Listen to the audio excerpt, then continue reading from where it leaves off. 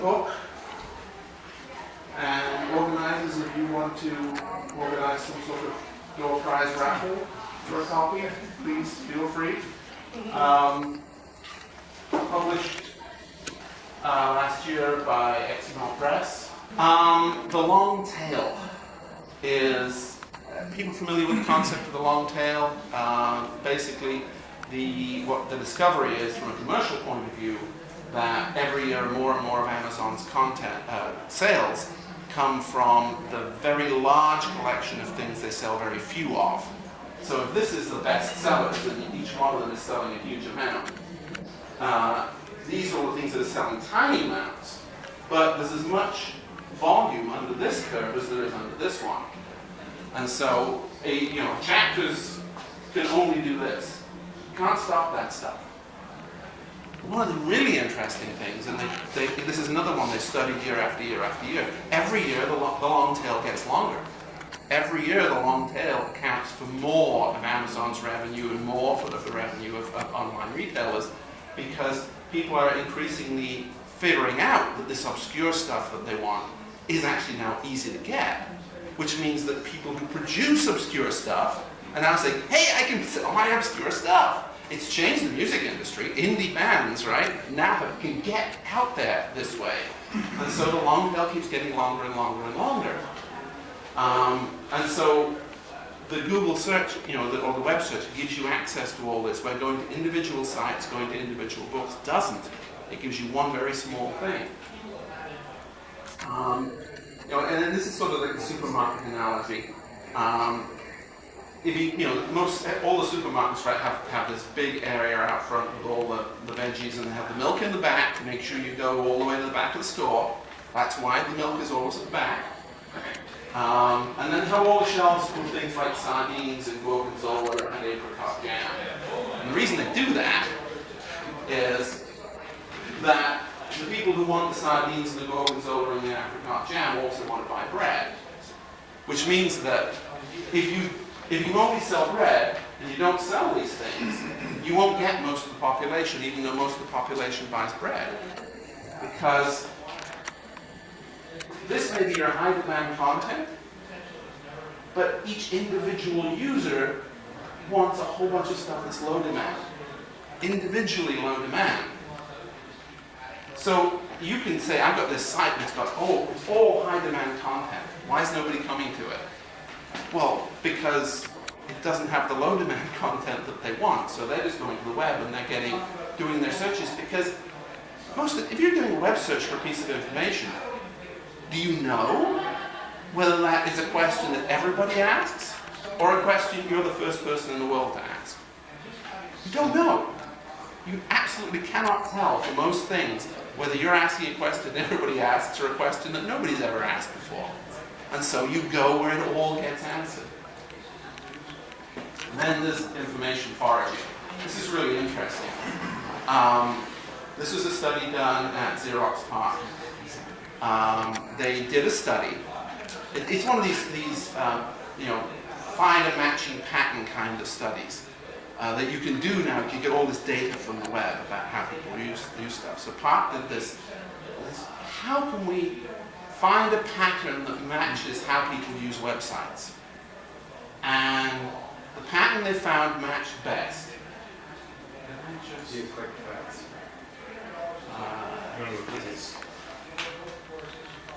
The mouse wasn't working yet.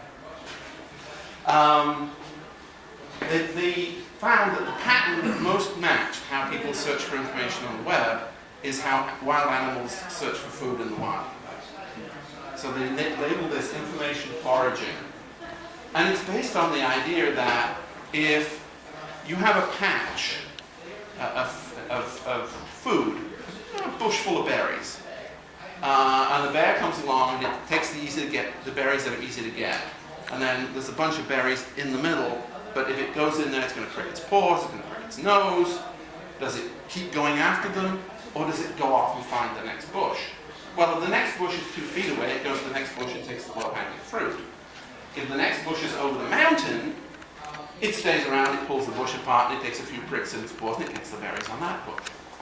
So how easy it is to get from one patch, one feeding patch to another, changes how animals forage. So what Jacob Nielsen discovered, and this is going back to 2003 though, the better search engines get at highlighting quality sites, the less time users will spend on any one site. The better Google gets, the less time people will spend on any one site, simply because it is then easier to get to another site. So, and there's another effect, which is information snacking. In the past, if you wanted to study something, you knew that the whole process of finding information, studying it, was going to be lengthy, and so you would set aside a period for study, a period for work. You read the book, you do the job. Increasingly, because we know we can find information very, very quickly now, we don't divide up our time that way anymore. You work away, you hit a snag, you Google something, you get to Stack Overflow 90% of the time if you're coding, right?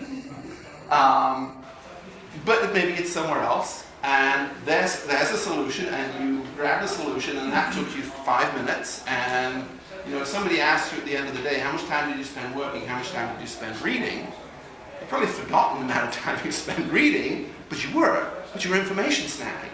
And so it's actually changed the pattern of how people use information. So again, you don't get this referring to the site, referring to the book, setting time aside to learn. It's just, I need something, I go get it, I grab it, I go.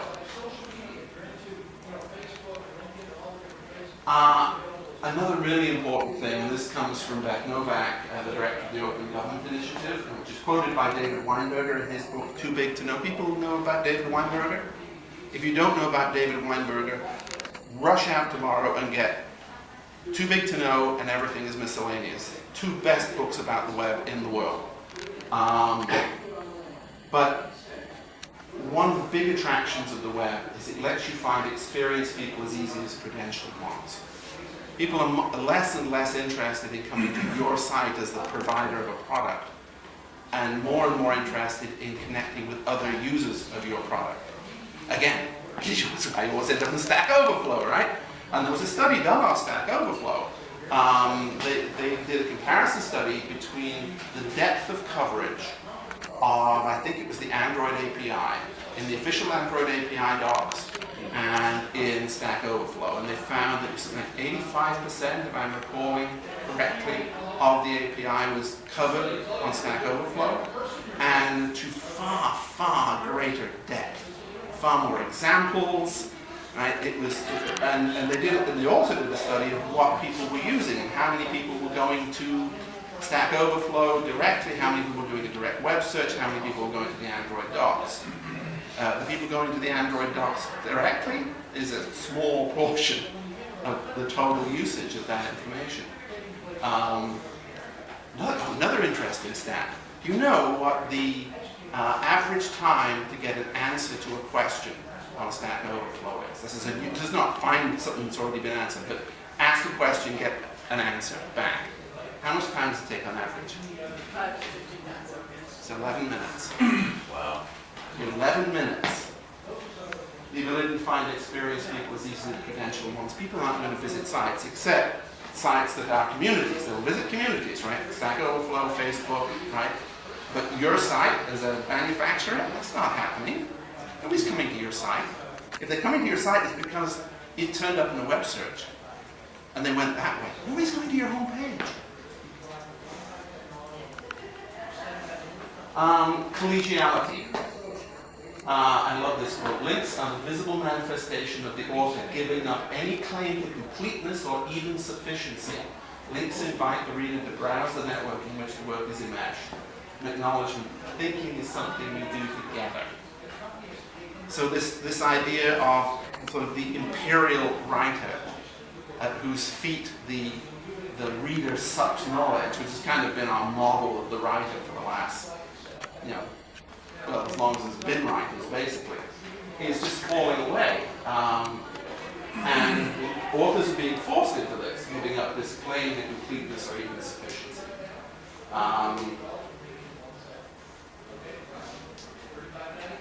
But nevertheless, why the book? And yes, I have an explanation of why I wrote a book about why nobody should maybe pay attention to books anymore. Because they do have a role to play still. Because David Weinberger wrote this in a book. Irony abounds. But this is a really, really important thing to understand about how the use of content is changing. And Weinberger, again, in Too Big to Know, comes up with this phrase. We seem to be making a cultural choice with our new infrastructures come heavily on the scale, but prefer to start with abundance rather than curation. Include it all, filter it afterwards. Even then, the filters do not remove anything, they filter forward, not out. It's a really, really important change in how people seek information. In the 20th century and all the centuries that preceded it, the first step was you sought out an authority. Right? You go to the authoritative source of content, you figure out who that is, you go to and you ask your question. Authority first, question second. On the web, you ask the question first, and you ask it of the entire web. That's what you're doing when you search. When you type something into Google, you are searching the entire web. And then you get a bunch of results, and if you're unsure, then you start asking, what's the authority of this?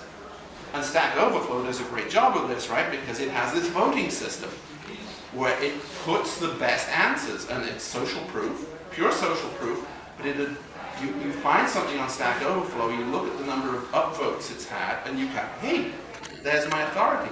But you search first, you ask the question first, then you establish the authority. That's a complete inversion of how our entire civilization has searched for information for the last 5,000 odd years. Always been authority first, question afterwards. Now it's question first, authority afterwards. It's huge. I don't need to tell you this stuff, you know this, filter it socially. So again, Weinberger. Our social networks are new filters and authority shifting from experts in faraway offices to the network of people we know, like, and respect. Right? Social proof is huge. Which means that every reader is making an individual journey, which is what John Carroll observed even in his computer lab in the 80s with paper manuals, that people were still going their own route through the content. And you know, our content, whatever site we own and run, is one place they may visit on that journey. But it's absolutely essential that whatever page they hit on our site, it has to work as page one. Because you have no idea where they came from. They're not on your site. Most of the time, when we find something on the web, unless it's a site we hit all the time, like Stack Overflow, do we actually pay attention to what site it is? Think about this the next time you look something up and you find a piece of information on the web. Think, what site? Close your eyes and say, what site am I on? I bet 50% of the time you have no idea what site you're on when you found that piece of information. So what this means is it's rather like, you know, taking a trip to a conference. So you take a taxi and you take a walkway in the airport, you take a plane, you take another walkway, you go on an escalator, you take another taxi. Each one of these are individual means of transportation that are not run in any kind of coordination with each other. The taxi company knows nothing about how the airline operates or what its schedules are. Right? There is no integration. This is an ultimate loose coupled system. And we are used to creating content as a tightly coupled system. People aren't using it that way. They're using it as a loosely coupled system. And so we need each one of our pieces of content to do one piece of this job for them. And wherever it leaves them, we'll go and pick up another piece and go somewhere else. And that may be somebody else's content that gets them there. So I just said that. So, we've gone from the book model, where the book is providing a guided tour as the primary means of And it does support some self-guided stuff, secondary means, by scannable subheads and indexes. So there's some support for self-directed use, but not a lot. And then we move from that to the site model, my website. The tagline of this group is for people who build websites. And it's really tempting to think, I'm building a website. People will come to my website and they will use my website. And they won't. They'll come to your pages. They'll use some of your pages. We build pages. We don't build sites. We build pages. The site model is the home page is the start of the user experience. That has been very adequately demonstrated. That's not true. Simply is not the place people start. Only 10% in that study that was cited earlier. Then you have site navigation elements to structure the experience. So you have the stuff wrapping around up the side and across the top, and it's supposed to direct people through the site. It's more random access than a book, but it's still a closed world. It's not how people use the web. So what we need to get to is the every page is page one model, which essentially supports a self-guided journey as the primary means.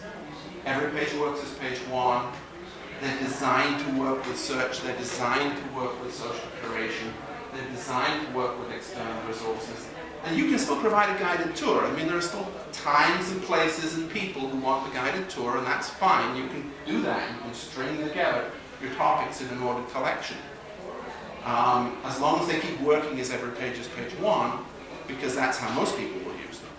So you don't have to throw out the entire idea of a guided tour, but it's got to be secondary and it's got to be made up of pages that work as individual resources, because that's how they'll be used most of the time.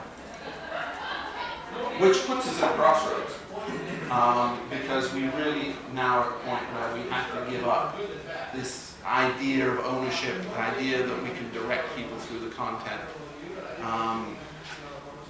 We have to be much more sort of participative. This is, we're in the Symposium cafe, and the web is very much a symposium. I like to say colloquium.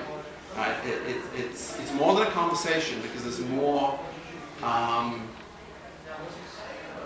persistence in a conversation. But it's not publication either. It's less directed than that. It's much more like a colloquium or a symposium. Examples. I'm going to skip those. So, any questions, comments, objections? And I'm going to plow into. Basically, the book lays out 7 characteristics of an every page is page one topic. How to write for this. So. That's sort of part 2 here. If anybody's got it, yes. I'm sure they can be made available. If you search for every page is page one on SlideShare, which would involve going to an individual site, but still, you will find very close to this. And if I remember, I'll put these up on SlideShare as well. But previous versions of this are up on SlideShare already, and if I forget to put these particular ones up, somebody just ping me and say, hey, put them up.